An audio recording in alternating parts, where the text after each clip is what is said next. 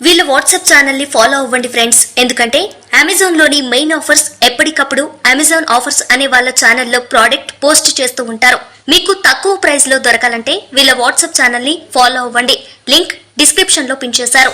సమాచార వ్యవస్థను పటిష్టం చేసుకోవాల్సిన అవసరం అనివార్యమని రక్షణ శాఖ మంత్రి రాజ్నాథ్ సింగ్ వెల్లడించారు. వికారాబాద్ జిల్లా దామగుండంలో నౌకాదల్ రాడర్ స్టేషన్ కు సీఎం రేవంత్ రెడ్డితో కలిసి కేంద్ర మంత్రి శంకుస్థాపన చేశారు. దేశ రక్షణ విషయంలో రాజకీయాలు చేయనివ్వబోవని తేల్చి చెప్పారు. మనం హైదరాబాదును పెద్ద ఎత్తున గుర్తింపు పొందింది. ముఖ్యంగా మన నగరానికి, మన రాష్ట్రానికి మూడు వైపుల సముద్రం ఉన్నది. బంగాళాఖాతం, అదేవిధంగా అరేబియా మహాసముద్రం, హిందూ మహాసముద్రం, ఇవన్నీ కూడా మూడు వైపుల దేశానికి సముద్రం మన ప్రాంతానికి ఉంటే సముద్రంలో ప్రయాణించే షిప్లను కానీ మిగతా వ్యవస్థల్ని మానిటరింగ్ చేయడానికి ఈరోజు అత్యంత స్ట్రాటజిక్ లొకేషన్ వికారాబాదులో ఈ విఎల్ఎఫ్ను మనం ప్రారంభించుకోవడం జరిగింది.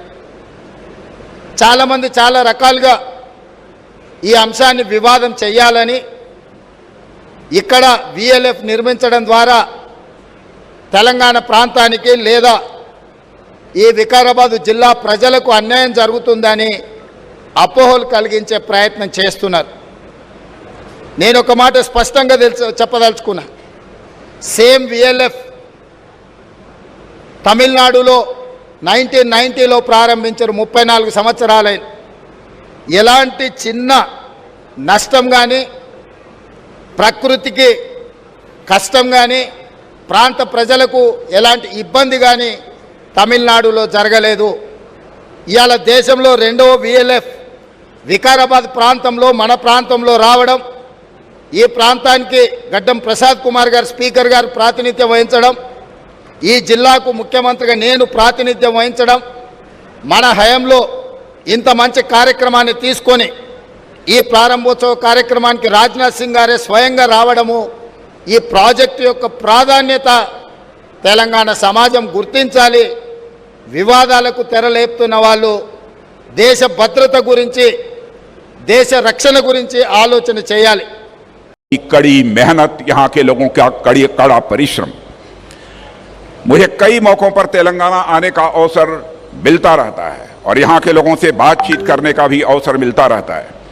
इसके अलावा रक्षा मंत्रालय में या फिर आर्म्ड फोर्सेज में भी तेलंगाना के कई अधिकारियों से मुझे बातचीत करने का समय समय पर अवसर मिलता रहता है.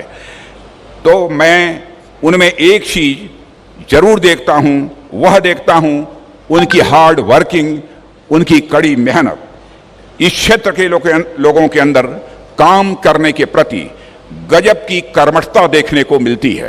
इसलिए इस क्षेत्र के लोग भी अभिनंदन के पात्र हैं. मैं मुख्यमंत्री श्रीमान रेवंत रेड्डी जी से कहना चाहूँगा कि आप बड़े भाग्यशाली हैं कि आप इतने मेहनती लोगों का प्रतिनिधित्व कर रहे हैं और आप यहाँ के मुख्यमंत्री हैं. साथियों, जब यह वेरी लो फ्रिक्वेंसी स्टेशन अपने निर्माण के बाद यह काम करना प्रारंभ कर देगा, यानी जब फंक्शनल हो जाएगा, तो हमारे मैरीटाइम फोर्सेज के लिए अनेक दृष्टि से यह बहुत ही महत्वपूर्ण सिद्ध होगा. मेरी नज़र में इस प्रकार के हाई टेक इंफ्रास्ट्रक्चर सिर्फ एक मिलिट्री इस्टेब्लिशमेंट ही नहीं होते, बल्कि इनका स्ट्रेटेजिक रोल, रणनीतिक भूमिका इन्हें नेशनल इम्पॉर्टेंस का स्वाभाविक रूप से दर्जा देती है. दुनिया के अनेक रक्षा विशेषज्ञों का यह मानना है कि जिस तरीके से वारफेयर के तरीके डायनेमिक हो रहे हैं, ऐसी परिस्थितियों में मैन एंड मशीन यानी मनुष्य और मशीन के बीच इफेक्टिव कोऑर्डिनेशन, प्रभावी समन्वय का यह होना, यह अति आवश्यक होता जा रहा है. चाहे वह साधारण परिस्थिति हो या फिर असाधारण परिस्थिति, हर स्थिति में किसी भी कमांड सेंटर का उससे जुड़े हुए सभी लोगों के बीच इंफॉर्मेशन के सीमलेस फ्लो का यह होना बहुत जरूरी है. और इस प्रकार के कम्युनिकेशन के लिए ऐसे सेंटर्स मैं मानता हूं कि बेहद इंपॉर्टेंट होते हैं. साथियों, एक स्ट्रांग मिलिट्री कम्युनिकेशन सिस्टम कई कारणों से यह महत्वपूर्ण होता है. इफेक्टिव कम्युनिकेशन किसी भी कॉम्प्लेक्स ऑपरेशन के कोऑर्डिनेशन में ये बहुत ही आवश्यक हो जाता है। और यह मिशन में शामिल पर्सनल के रोल, रिस्पॉन्सिबिलिटी और उस मिशन के ऑब्जेक्टिव्स के प्रति उनकी अवेयरनेस, उनकी जागरूकता को यह लगातार बढ़ाता रहता है।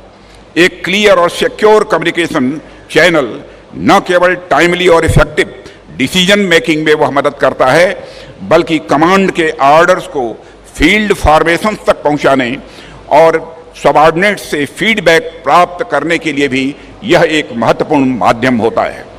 साथियों, दूसरी ओर जब सोल्जर्स अपने को पूरी तरह से इन्फॉर्म्ड और इंक्लूडेड पाते हैं तो उनके मोरल और यूनिटी को बहुत ही बढ़ावा मिलता है। किसी भी युद्ध स्थल या ऑपरेशनल एनवायरनमेंट में यदि पूरी इंफॉर्मेशन अवेलेबल हो तो इसका सेफ्टी और स्टडी दोनों पर काफ़ी पॉजिटिव इम्पैक्ट होता है। इन सब बातों के अलावा क्राइसिस मैनेजमेंट की अवस्था में एक क्लियर కమ్యూనికేషన్ ఛానల్ తో ఏక రామ్ జిల్లా ప్రజలకు గుడ్ న్యూస్. కంప్యూటర్ రెంట్ కి ఇవ్వబడను. మీరు వాడుకున్నన్ని రోజులు కొత్తగా యూట్యూబ్ ఛానల్ పెట్టే వారికి ఎడిటింగ్ సాఫ్ట్వేర్ కూడా ఇవ్వబడను. అలాగే 7,500 రూపాయలకే 1000 సబ్స్క్రైబర్స్, 11,000 రూపాయలకే 4,000 వాచింగ్ అవర్స్ పెంచి ఇవ్వబడను. లేదంటే డబ్బు వాపస్. పూర్తి వివరాలకు 9347582620 కి కాల్ చేయండి, లేదంటే వాట్సాప్ మెసేజ్ చేయండి.